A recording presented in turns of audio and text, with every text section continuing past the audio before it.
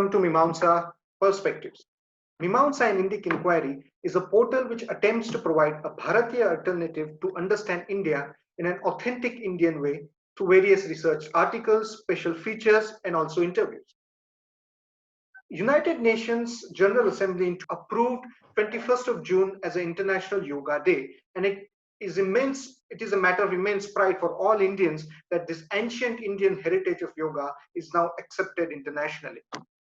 And on this special occasion of International Yoga Day, we are extremely privileged to have with us Shri Mandlik sir.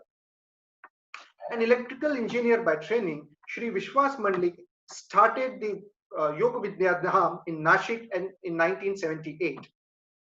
This institution is working relentlessly to impart the knowledge of yoga and naturopathy among Indians and also the people abroad. So far, this institute has actually trained more than 2 lakh individuals in this ancient Indian technique of yoga and has nurtured more than 8,500 teachers who are now imparting the yoga techniques to various other people. Sir himself has treated more than 13,000 patients who are suffering from chronic diseases like diabetes, heart diseases, hypertension, and so on and so forth. He has been, for his exceptional service to promote and propagate yoga, Sir has been awarded with the Prime Minister's Award for Exceptional Service in Development and Propagation of Yoga in 2018. Sir, we are extremely privileged and honored to have you with us.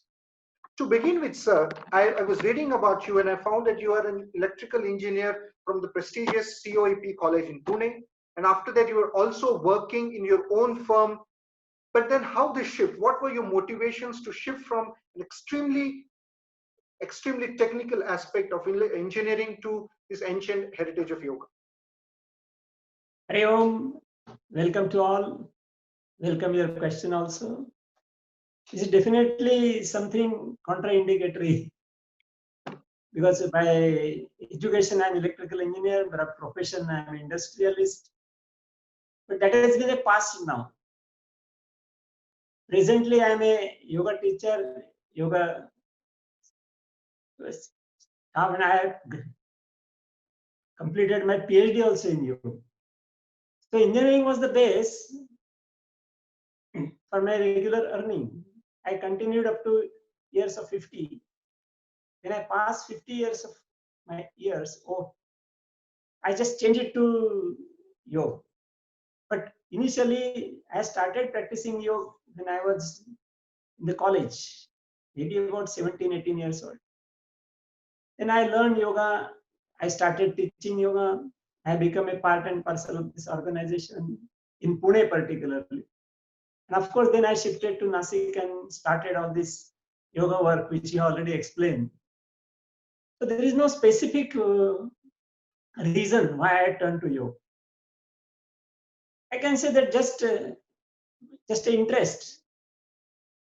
I saw some book, particularly of Sri Vasantrao Devkule. I started practicing the asanas explained in the book, and I developed the interest. And so I joined the yoga class.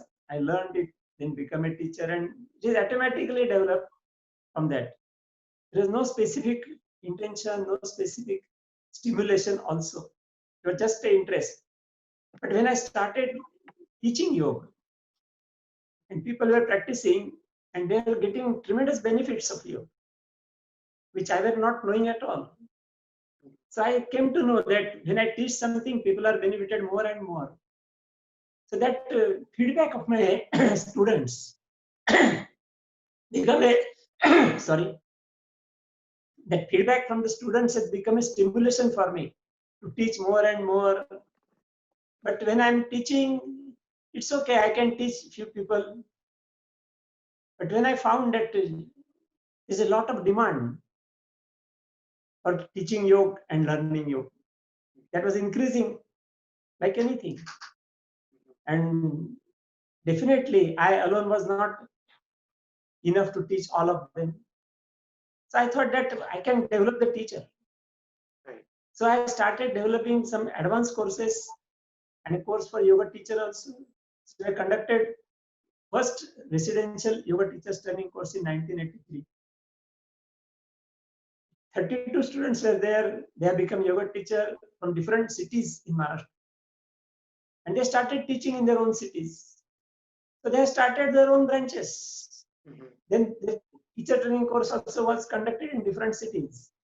Likewise, number of teachers are being trained, and teachers are teaching to the other people. So that we can spread in a large amount to the people. Now we have got about 17,000 teachers which have been properly trained, because that is also one of the more important aspects. True. Yoga is good, no doubt, but if it is taught properly, then it is good. If something is done wrongly, the results are also very wrong. Right. So proper teacher is very important, and that is why we are focused on developing the proper teacher. So these 17,000 teachers in India and about more than 5,000 teachers outside India, they are continuously teaching nowadays, and there is very good feedback from the students of our teachers. And that is why I'm more interested in all that. And when we have to develop teachers, then again, all other things, advanced yoga courses, and then even yoga therapy also. So all these things are connected to each other. Right. And at the age of 50, I decided to stop my industry. It was running quite well. But I thought that let us close that industry. So I closed the industry and I am devoted full time for propagation of yoga. That is very interesting, sir. You say that teaching teachers is more important because they are going to be the ambassadors in real way of this ancient technique and also very critical technique of yoga.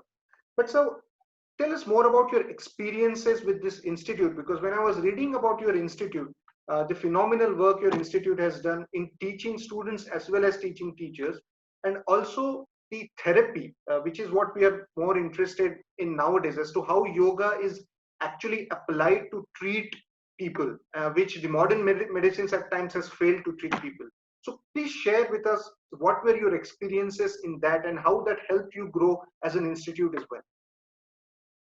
You see, when I learned yoga, I learned so many asanas, pranayamas, cleansing processes, so many practices. And I myself, I experienced the very good results on the physical condition and mental condition also.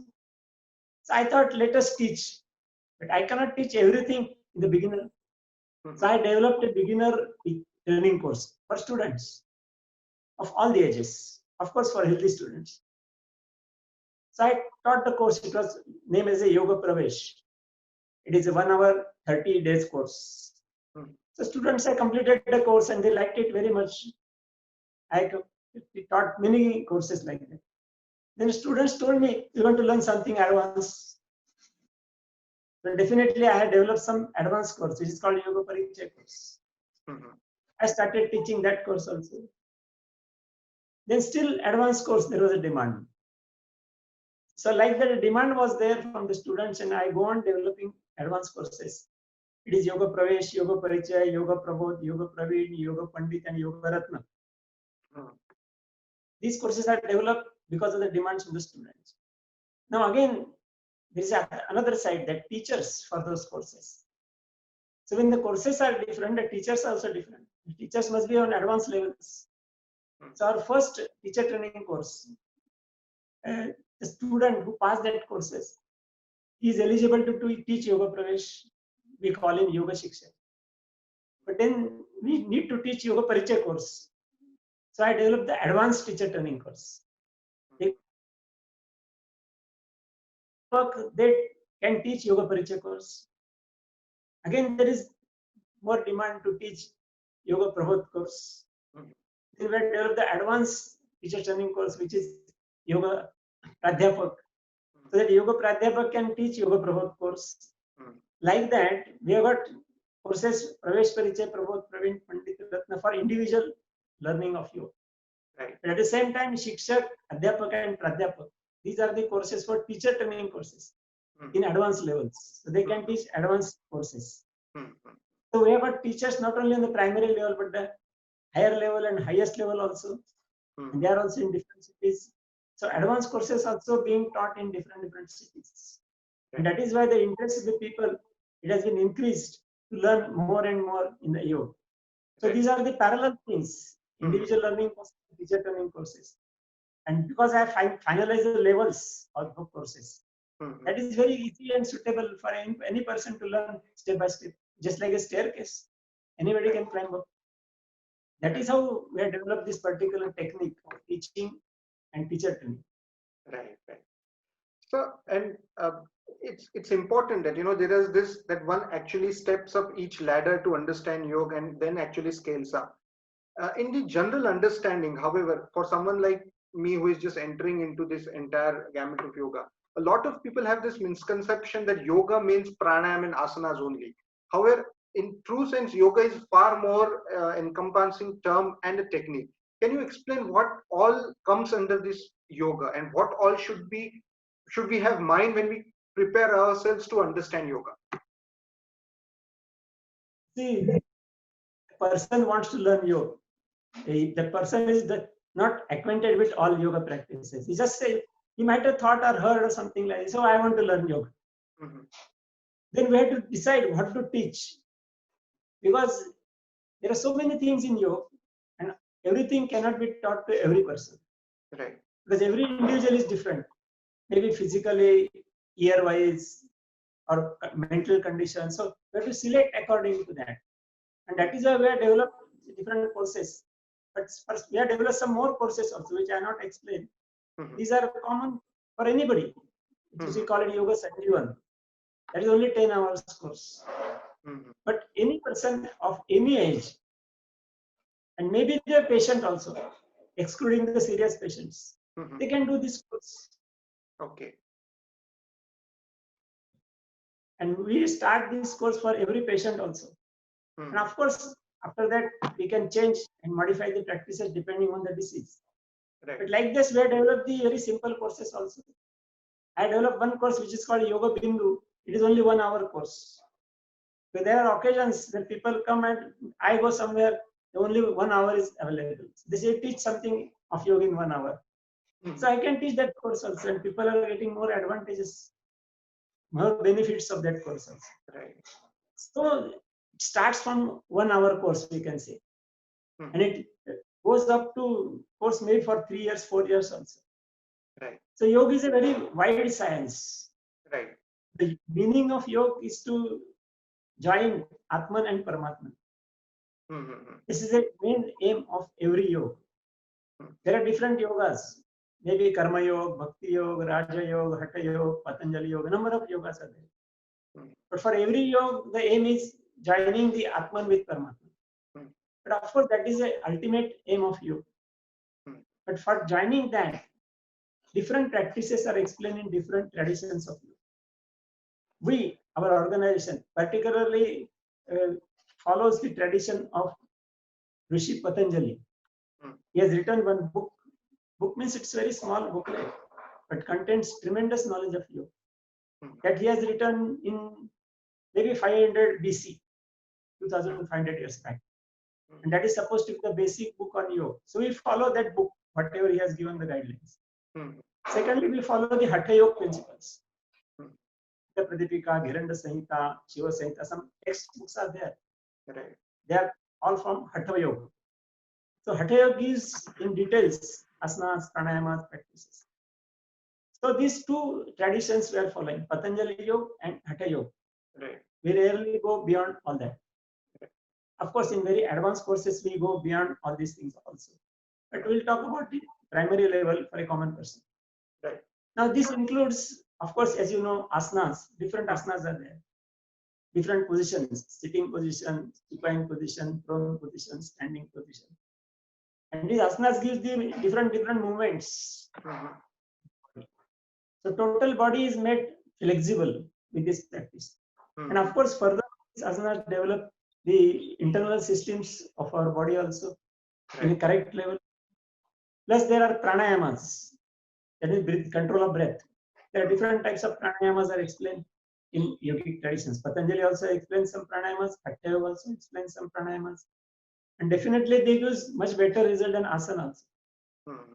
Then the third aspect is meditation, Mhm. concentration on certain object. So in meditation, there are different techniques of meditations, maybe primary level, advanced level also.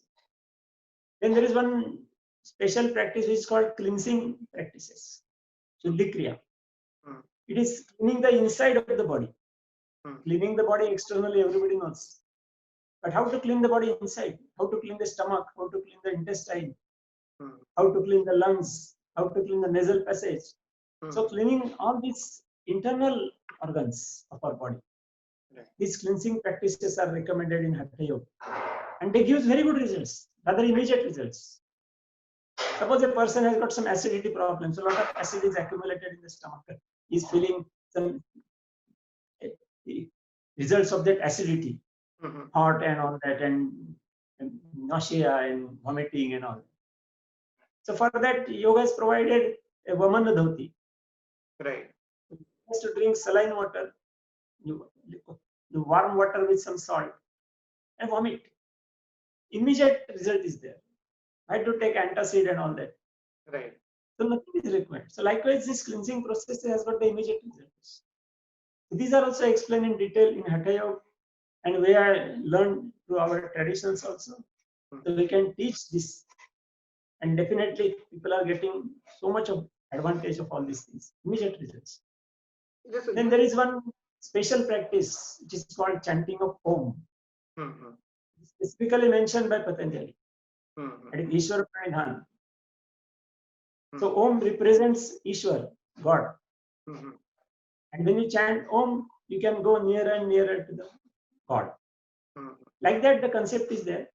Right. But the Om chanting creates the vibrations inside the body, outside also.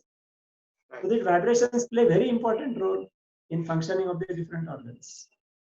We can improve the condition of organs by Om chanting. We can improve the condition of the mind also, Hmm. because Om has got not only physical vibrations but mental vibrations and spiritual vibrations. Hmm. So our mind condition also is improved. Hmm. You see, mind also is contaminated with bad thoughts, violent thoughts, negative thoughts. That's a way to suffer. And people are suffering to the extent that they go under depression also. Right. So this can be improved definitely with Om chanting. So Om chanting also is very, very important practice in yoga. And one more practice is called Yoga Nidra.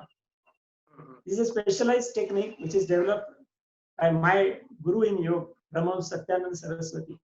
He has developed this technique of Yoga Nidra, where the person has to lie down in Shavasana and listen to commentary. It's a commentary of 30 minutes.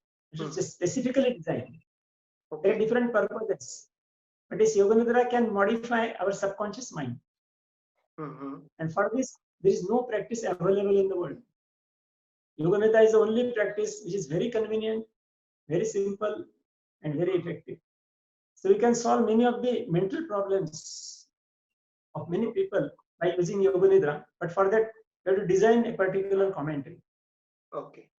So these are the basic practices of yoga which we need to teach in the class. So you also mentioned that yoga therapy has been used in the chronic diseases, and there are various claims being made that yoga can completely cure diabetes or completely cure the hypertensions or heart diseases. So what is your experience in this? How far this is truth, and what all dedication is required to actually achieve those results? Definitely, before explaining anything about yoga therapy, I want to clear that yoga is not designed as a therapy. Hmm. So the criteria for therapy cannot be applied to you.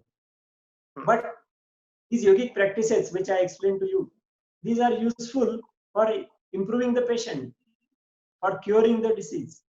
And that is why it is being used not only in India but throughout the world as yoga therapy. But still, there are some setbacks for yoga therapy also. The first thing is that there is no diagnostic system in yoga therapy. There is a laboratory test or something like that, pulse, sensing the pulse, nothing is mentioned in yoga. So we have to rely on diagnostic system of other therapies, particularly allopathy. We have to take the laboratory results, X-ray, MRI, we have to find out. And then we have to decide. Now, how this yoga therapy started, that is also very interesting. As I told you, yoga is not designed as a therapy. It was not being practiced as therapy. The therapy word, yoga therapy, has started hardly 80, 90 years back. Okay. Before that, yoga therapy was not there at all. When the yoga is being taught to the students, we select the healthy persons.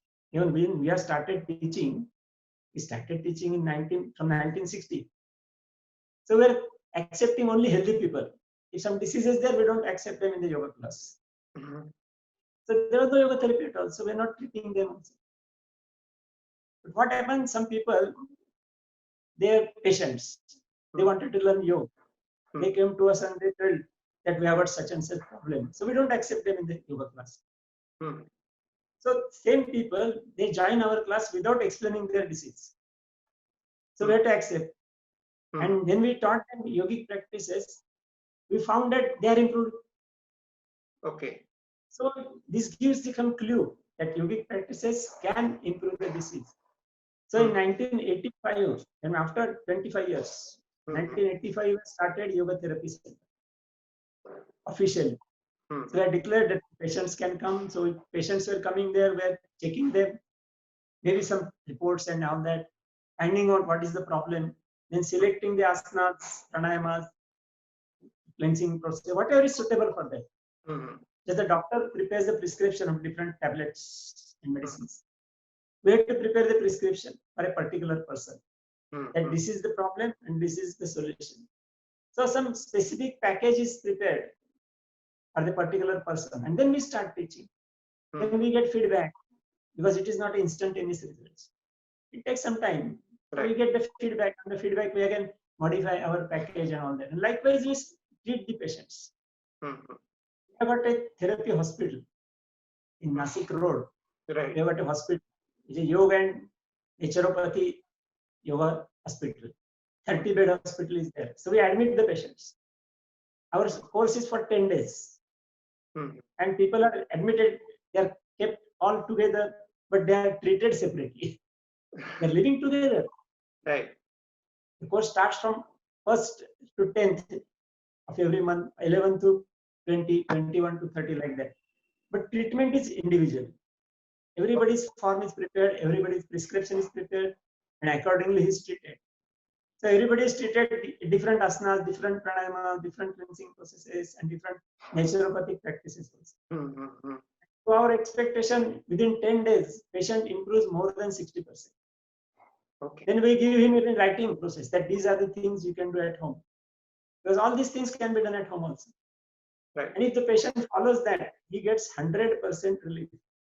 So I can say it's a cure and not only control. With medicines, many of the diseases are controlled and not cured. This is a different aspect. Even diabetes, hypertension also. Medicines are there, but medicines can control blood pressure, medicines can control blood sugar. But medicines cannot cure the disease. With yoga practice, it can be cured. So no medicine is required. And after some time, even yoga practice also is not required, but the patient is affected. But as you expected, there are some claims are there unnecessary. They are because yoga therapy also has got some limitations. Right. Every disease and every patient cannot be cured. That is definitely true. So this is the first aspect that we have to select the patient. We observe the patient, we study the reports, and we decide whether we can cure with yoga. If you find yes, then we admit. Otherwise, we don't admit the patient. Particularly the serious and bedridden patients, we cannot treat. They cannot do anything of yoga. Then some diseases, maybe some cancer or AIDS, very difficult. The experiments are going on. There is no final result that we can replace the existing therapy, particularly for the AIDS and cancer.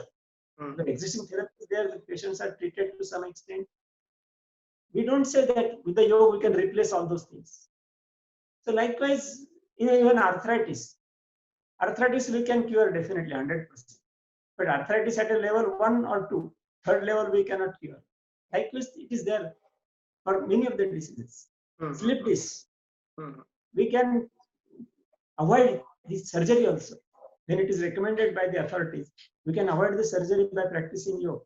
But there is certain limit, which we can clear with the MRI.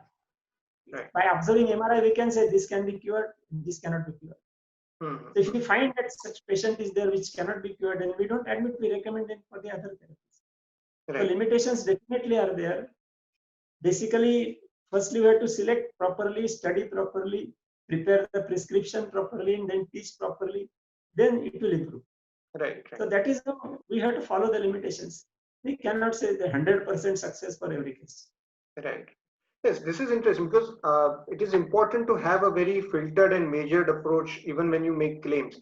And it's very nice to know that you have actually incorporated those techniques and you make a very modest claims on based on your own observations. But so, in even these times of COVID and coronavirus, a lot of discussions is actually going on how yoga can actually be used to one to increase your immunity, to cure corona, and therefore a lot of crowd is actually running towards yoga in these times of corona. What are your experiences? What your students or teachers are telling you about this? You see, the corona, up till now, there is no treatment. Even modern allopathy also. Vaccine is not there, medicine is not there. Some things are going on. They are trying. Because when we want to say that we can cure, it needs lot of experiment and support of the practice. Right. Nothing has done for that. For yoga also, nothing has done for this in particular. And if you had taken some particular number of corona patients and treated them yoga and then found out and all that, then you have to keep the control group and all that. So Right. to make a claim, it's very difficult. Right. But the other aspect is there, that developing the immunity system. Because immune system is there in everybody's body, but that system strength is less or more. If immune system is strong, our body itself will fight with corona, and the patient will not be there. But if immune system is weak, the corona will attack more, and the patient has to suffer. So to avoid this attack of corona, developing the immune system is very good solution, and this is explained by modern science also. Right. So how to improve the immune system? Then we can say, yes, yogic practices can improve the immune system. This has been found out also in many researches also, that yogic practices are improving the immune system, which helps. So from that viewpoint, we can look to the yoga. At present, we cannot claim that for a corona patient who is already suffering with corona positive, teach some practices and he will become corona negative. We cannot claim like this up till now. We can claim to improve the immune system, which may help to fight. So his body itself will fight, and there will be no problem of corona there. But one good thing out of this corona pandemic has come out that a lot of people are now actually turning towards yoga for incorporating it into their individual lifestyles. Is that your experience also? A lot of people are talking to you that how can we improve our immunity? Has there been a surge in people wanting to understand yoga? Definitely. Yeah, we can say that it's a good thing that so many people are turning to yoga. And many of them are really practicing. Because when we give the guidelines, these are the practices, we conduct the classes also. They start learning also. And they get the results also. Right. Of course, mathematical calculation and statistical calculations are not there at present, because to find out immunity also is a little bit problem. Immunity level, I can say. Right. But practical experience is there. With practical experience, we can say, yes, and that's good thing. People are learning when they learn something of yoga, maybe for increasing immune system and all that. But they are getting more other benefits also. Right. They are improving their digestion, improving blood circulation, improving the mental condition. So many improvements are there. Right. So definitely they stick to the practice of yoga. They continue to learn more and more and more. Right. So it helps to develop the total personality, physical level, mental level, intellectual level, and that helps everybody. So definitely it is a good sign that people are turning and learning. Let us take advantage of it and teach them better way. That's true. So is also this International Yoga Day, since it has been actually approved at the international level, do you think that has helped in actually, do you think it has popularized yoga in more ways, that a lot of people from outside are also a lot of interested in understanding yoga? How has this International Yoga Day benefited in popularizing yoga in your understanding? Definitely it has been popularized everywhere. Because when there is a wave of yoga practice, Mhm. everybody starts to enter in that at least. Right. So people become more curious. What is this yoga day? What are these asanas? Right. And Right. definitely they start learning of that. Right. Even we are teaching foreigners now. We have got yoga teacher training courses in English in this ashram. Mhm. This ashram is about 25 acres of land is there, and about 300 people can stay over here. That arrangement is there. Mhm. So when we declare the courses on internet, of course, before this corona problem, Mhm. so we're getting a lot of inquiries and a lot of students also coming to our ashram. We are in different courses. Just I have explained you, the courses are in English, of course. Mhm. They are also learning advanced courses, some additional courses. So they have become more curious.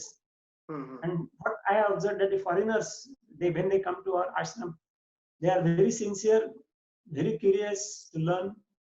It is interesting to teach them also because they are very curious. Right. Right. So this is because of one of the reason maybe Definitely. International Yoga Day. Because when everything is celebrated, people are joining the celebration. That is a human nature. Right. Right. Wherever celebration is, they just come together. But when they come together, they are advised on these techniques and they become interested to learn and they join the classes also. Right. Because of the International Day, our Mhm. classes are also with full swing. Number of people are joining the classes. Right. Definitely, it got a more impact on the interest of yoga for all. Right. That's true.